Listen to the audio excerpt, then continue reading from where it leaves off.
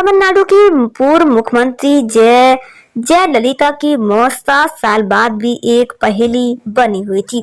Cinema की दुनिया से सियासत में कदम रखने वाली जयललिता को इन दोनों चीजों से ही नफरत थी। ना तो एक्टिंग में दिलचस्पी थी और ना ही पॉलिटिक्स में, बल्कि एकेडमिक्स में अपना करियर बनाना चाहती थी।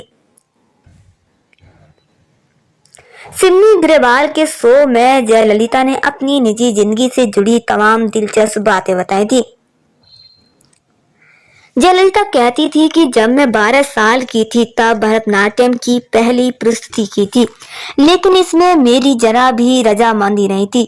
मेरी माँ चाहती थी कि मैं यामिनी, कृष्णमूर्ति या बाला सरस्वती जैसी नामी डांसर बनूं, इसीलिए 4 साल की उम्र से ही मुझे ट्रेनिंग देनी शुरू कर दी थी। लेकिन मेरी एकेडमिक्स से ज्यादा रुचि थी। अगर मैं एकेडमिक्स में आगे बढ़ती तो ढेर सारे रिसर्च करती और अमर्त्य सेन की तरह नोबेल पुरस्कार हासिल करती, लेकिन मेरी किस्मत में कुछ और ही लिखा था। जब मैं 16 साल की हुई तो मेरी माँ एक्टिंग में आने के लिए दवा बनाने लगी। 3 दिन तक घर पर खूब लड़ाई हुई। मैं रोती रही, माँ को समझाने की कोशिश की, लेकिन उन्होंने अपना इरादा नहीं बदला। मैं बच्ची थी इसलिए घर से भाग भी नहीं सकती थी। माँ ने मुझे समझाया कि उन्हें फिल्म मिलनी कम हो गई है। मेरे दादा भी रिटायर हो गए हैं। भाई की पढ़ाई भी पूरी नहीं हुई थी। ऐसी परिस्थितियों में चलने के लिए कोई रास्ता नहीं सूझ रहा था। जब माँ ने मुझे ये बात सब बताई तो मैं दंग रह गई। तब तक मुझे लगता था कि मैं बहुत अमीर हूँ। इसके बाद मैंने फिल्मों का ऑफर स्वीकार करना शुरू कर दिया। जयललिता कहती हैं कि मुझे 2 लोगों पर क्रेज था। पहले तो शम्मी कपूर, और मैं उनकी तस्वीरें कलेक्ट कर पर्स में रख लेती थी।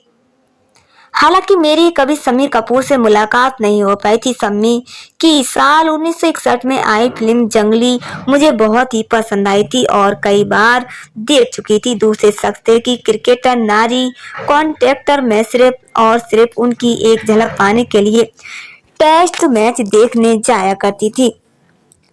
उनकी भी तस्वीर कलेक्ट किया करती थी।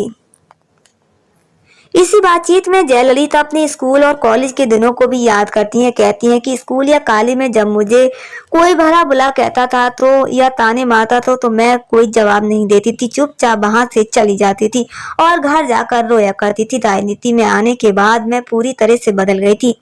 अब मेरे साथ और जैसा स्कूल करता था मैं भी वैसा ही करती थी। बुरा बर्ताव करने वालों को कतई नहीं छोड़ती थी।